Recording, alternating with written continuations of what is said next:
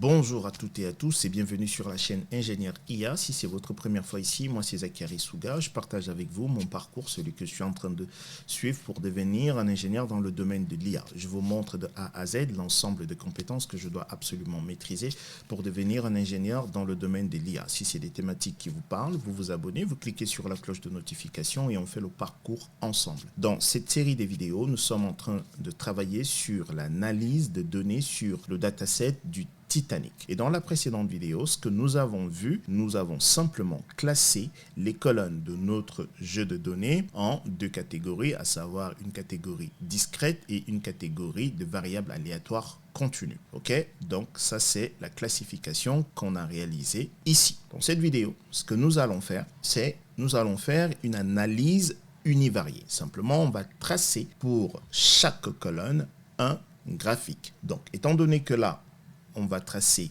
15 graphiques parce qu'on a 15 colonnes. Donc, on va tracer des sous-graphiques. OK? Et donc, du coup, ce qu'on va faire ici, c'est on va avoir une variable qu'on va appeler fig. OK? Virgule. Une deuxième variable qu'on va appeler ax. Et du coup, ici, comme vous pouvez le constater là, j'ai importé matplotlib. D'accord?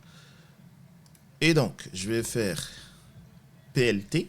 Point, étant donné que je veux tracer 15 graphiques, ok, donc je vais utiliser subplot. Et du coup, moi je dois tracer 15 graphiques, donc je vais dire 5 lignes et 3 colonnes. 5 fois 3, ça fait 15, ok, virgule. Je vais définir la taille de chaque graphique, donc je vais dire fig size, ok, et je vais dire 16 par 16. Très bien. Là, on est bon. Maintenant, nous savons que pour tracer un graphique, en ce qui concerne une variable aléatoire discrète, on va utiliser un countplot. Et pour une variable aléatoire continue, on va utiliser un histplot lorsqu'on fait une analyse univariée. Donc ici, on va donc faire sns.countplot. OK? Et donc, data ici, c'est quoi? Data, c'est Titanic. C'est notre data frame. Titanic. OK? Titanic, c'est simplement ceci. Hein. OK? On peut l'appeler DF. OK? Donc, c'est bon. Et la colonne ici, c'est quelle colonne? On va commencer avec la colonne survived. OK? Voilà. Très bien. Du coup, ici, il va falloir définir la position de ce graphique-là. D'accord? Étant donné qu'on va avoir 15 graphiques, dans quelle position on va positionner le graphique sur la colonne survived? Alors, pour comprendre ça, on va se rendre ici. On a dit 5, 3. Et je vous ai dit que 5, c'est 5 lignes et 3, c'est 3 colonnes. Du coup, ça veut dire quoi? Ça veut simplement dire que, on va le mettre en noir, on aura, alors ça c'est pas bon du tout, on aura 5 lignes, donc comme ceci, 3, 4, 5 lignes, 1, 2, 3, 4, 5. Et on aura 3 colonnes, deuxième colonne, troisième colonne, ok? Donc on aura quelque chose comme ceci, ok? Et donc, lorsqu'on a travaillé sur du Python, on sait que cette boîte-là, cette position-là, c'est la position 0, ensuite 1, ensuite 2, ensuite 3, ensuite 4. Donc, ça, c'est pour nos lignes, d'accord? De 0 à 4 parce qu'on a 5 lignes. Maintenant, on a 3 colonnes, ce qui veut dire qu'on va aller de 0 à 2, d'accord? Donc, colonne 0, colonne 1, colonne 2. OK? Du coup, dans notre countplot, on va lui dire la colonne survived, tu vas la mettre. Donc, on va faire du slicing. OK? On va lui dire, on veut cette position-là. Donc, c'est ligne 0, colonne 0. Donc, ligne 0, colonne 0. OK? Et donc, il va nous mettre notre survived ici. D'accord? Par la suite, la deuxième, à savoir, lorsqu'on va travailler sur P-class, P-class, en ce qui concerne P-class, ça c'est pour P-class. Hein. Alors, P-class, pardon. P-class, ici, pour AX, bah, ça sera ligne 0, colonne 1. Donc, 0, colonne 1. OK? Et ainsi de suite.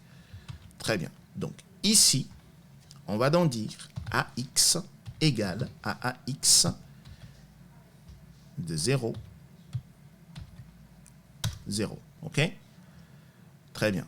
Donc, on va continuer. Étant donné que P-class, c'est une variable aléatoire discrète, donc on va utiliser à nouveau le countplot. Donc, du coup, je vais copier. OK? Je vais copier pas mal. Très bien. Donc, la deuxième colonne, ça va être celle-ci, P-class. Et on sait que elle va être ici. Après, c'est la colonne sexe, la troisième. Donc, sexe. Et sexe va être à 0,2. OK? Après, on va avoir là, je vais sauter. Je vais mettre ceci ici, juste pour attirer votre attention. Je vais sauter âge. Pourquoi? Parce que c'est une variable aléatoire continue. Pour le moment, on va travailler simplement sur les variables aléatoires discrètes. Donc, je passe à SIB. Donc, après sexe, je passe à SIB. Donc, SIB ici. Donc, SIB, ça va être la deuxième ligne. Donc, c'est 1. OK? 0. Après, on va avoir parent child pour Parch. Et donc ici, on sera 1, 1, d'accord? Après, on aura quoi? On va sauter fair, parce que c'est une variable aléatoire continue. Et on va aller sur embark. OK? Et donc, ici, ça sera 1, 2. OK? Très bien. Du coup, on va continuer. Il nous reste combien? 1, 2, 3, 4, 5, 6, 7. OK. Donc, je vais reprendre survived ici. 1, 2, 3, 4, 5, 6, 7. OK. Donc, après, on a donc vu embark. Donc, on était là. Après, on va prendre classe ici. Et donc, classe ici, ça va faire du 2, 0. OK. Et après, on a who. On peut mettre who là. Et ici, c'est 2, 1. OK. 2, 1. Après, on a adult male. Et ici, c'est 2, 2. Après, on a deck. Donc, ici, ça va être 3, 0. OK. On a embark town. Donc, c'est 3, 1. Je pense que vous l'avez compris. 3, 1.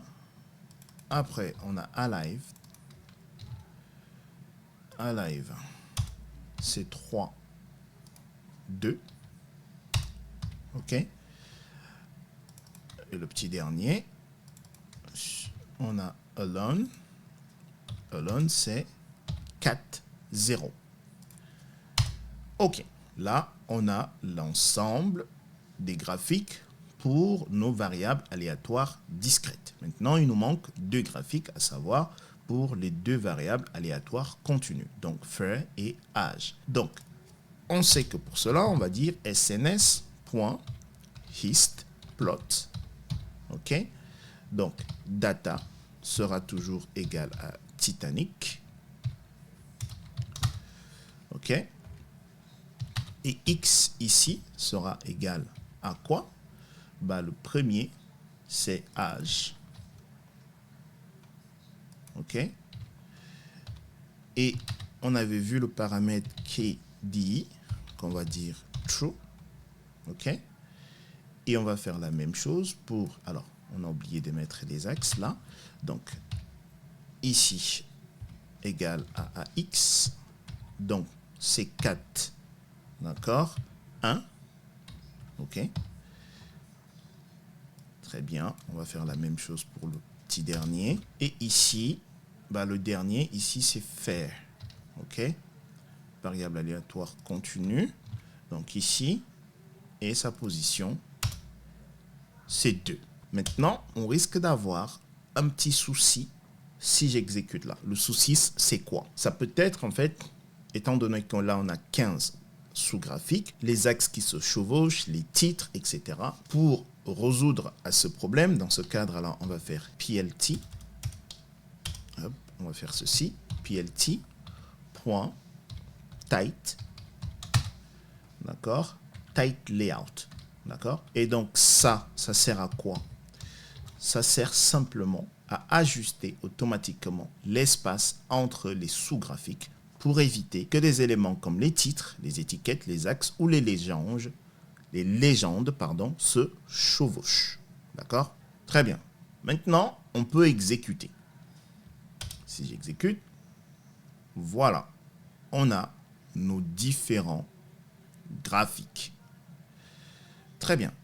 Alors, nous allons analyser chaque graphique. Donc, ici, nous voyons que la plupart des gens n'ont pas survécu. D'accord?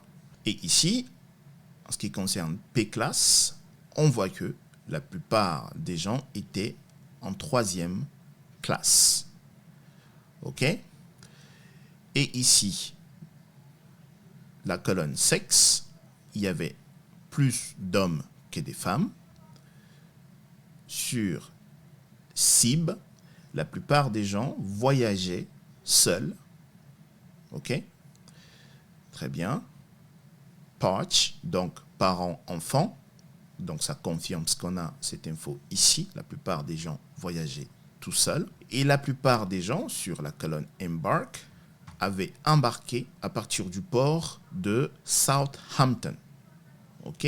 Et donc, ici, classe, ça confirme l'information qu'on avait ici. La plupart des gens étaient en 3e classe. OK?